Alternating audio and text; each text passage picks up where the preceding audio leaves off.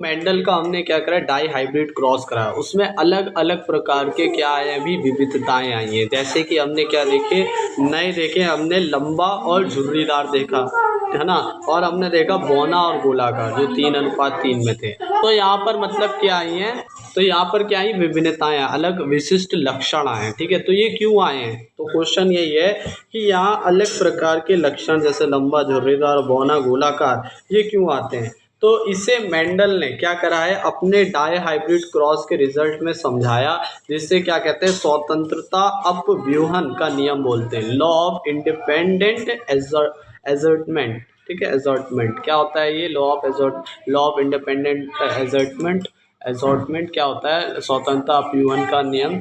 जब किसी गुणसूत्र, ठीक है, जब किसी गुणसूत्र, जैसे गुणसूत्र बनाते हैं टी और आर, और स्मॉल टी और आर, ये इस तरीके से है ना, गुणसूत्र में जीन अलग अलग हो, स्वतंत्र से, ये अलग है, टी अलग है, आर अलग है ना, ये स्मॉल टी अलग है, स्मॉल आर अलग है, तो वह अर्ध गुणसूत्री विभाजन में जीन विनिमय, क्रॉसिंग ओवर, जब अर्ध गुणसूत्री में एक चरण होता है जीन विनिमय, क्या कहते हैं, क्रॉसिंग ओवर में जीन जो आर और आर हैं क्या होते हैं, वो स्वतंत्र रहते हैं। अब स्वतंत्र क्यों है, क्योंकि वो अलग अलग हैं, वो एक दूसरे से मिले हुए नहीं है, एक दूसरे से अलग हैं, है ना, उसे हम क्या बोलते हैं, लगनता नहीं है उनमें, एक दूसरे से लगन नहीं है, अलग अलग हैं, है ना। तो क्या होता है, यह क्या हो जाते हैं, एक दूसरे क्रॉस कर लेते हैं, आर आर एक दूसरे से क्रॉस कर लेते हैं, तो क्या आ जाएगा, अब विभिन्नताएं आएंगे, विशिष्ट लक्षण उत्पन्न होते हैं, इसे स्वतंत्रता अपव्यूहन कहते हैं। क्या हुआ, देखो F2 पीढ़ी का द्विसंकरण हम देख रहे हैं, जिसमें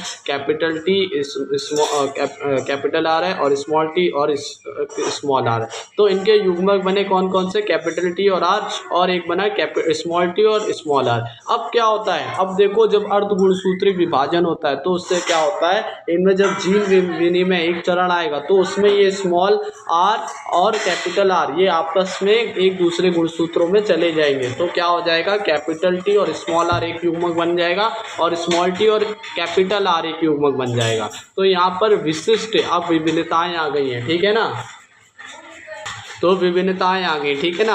तो यहाँ टी और आर व टी और स्मॉल आर के बीच क्या होती है, लगनता नहीं होती, स्वतंत्र होते हैं, इस कारण ये आ रहा है। अब चार अर्धगुणसूत्री में चार युग्मक बनते हैं, तो चार युग्मक बन गए।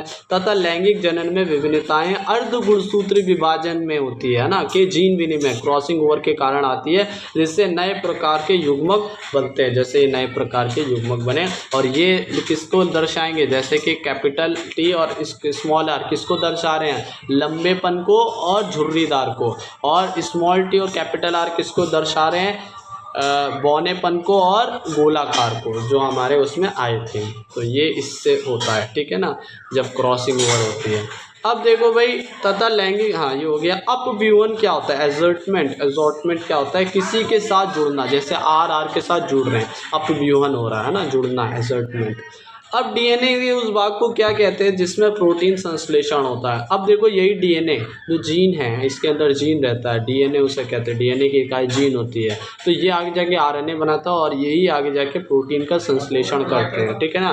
तो ये क्या कौन करवाता है, डीएनए का कौन सा भाग होता है, जीन होता है, जो आगे जाकर प्रोटीन संश्लेषण करवाता है, ठीक है ना।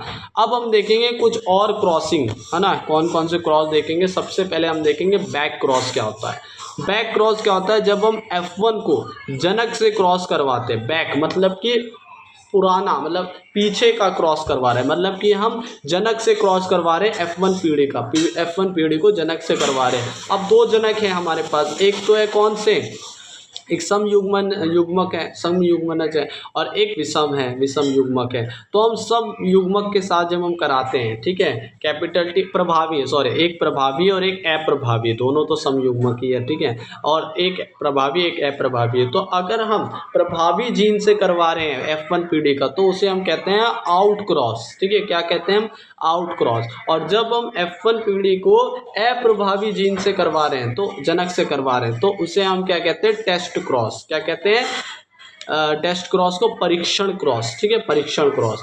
अब देखो भाई, हमें पता है दो अभी क्रॉस होते हैं, एक तो होता है मोनो हाइब्रिड क्रॉस, एक होता है डाई हाइब्रिड क्रॉस। तो अभी हम किस में देखेंगे, आउट क्रॉस में देखेंगे, मोनो हाइब्रिड और डाई हाइब्रिड क्रॉस। तो आउट क्रॉस में क्या होगा कि हम प्रभावी जीन से क्रॉस करवाएंगे। तो कैपिटल टी जो हमारे प्रभावी जीन है उनका F1 पीढ़ी से कैपिटल टी स्मॉल टी से करवाया, ठीक है।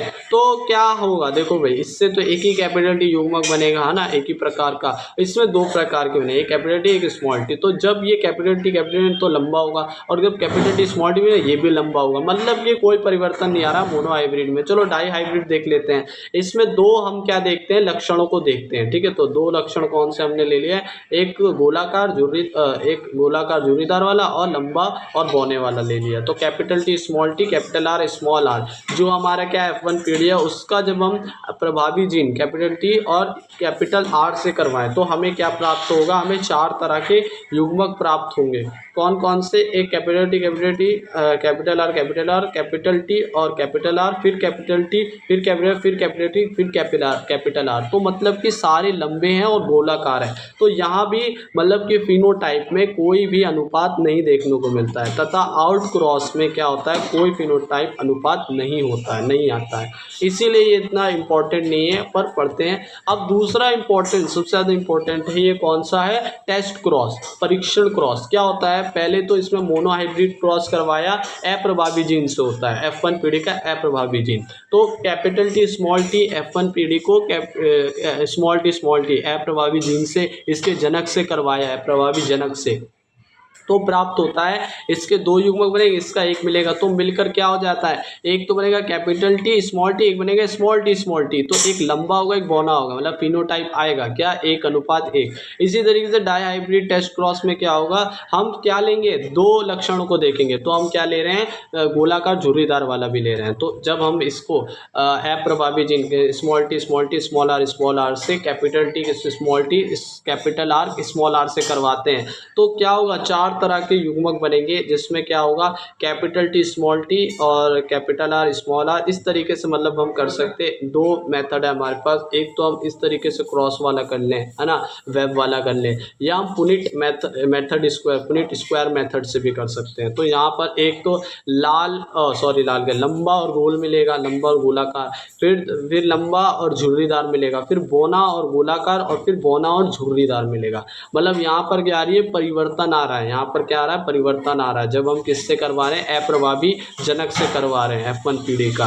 तो मतलब कि टेस्ट क्रॉस में क्या आता है, परिवर्तन आता है, ठीक है ना, क्या आता है, विभिन्नताएं आती हैं, ठीक है। तो फिनोटाइप अनुपात इसका क्या हो, 1:1:1:1।